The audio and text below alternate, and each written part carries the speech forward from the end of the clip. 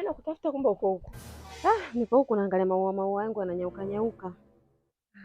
Wewe naye tena una hiyo miti. Hivi shemeji yuko? Yupo. Jana alirudi saa ngapi? Mzangu alichelewa kurudi. Yaani si ilikuwa 7 ile 8. Dadangu na wewe una moyo. Kwa nini?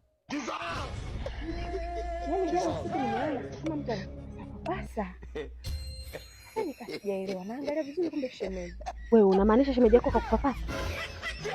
Bwana mimi bwana sikwambia. Yaani hazidishe, mimi nilijua na shughuli.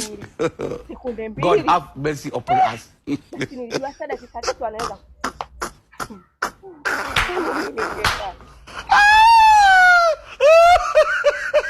Wana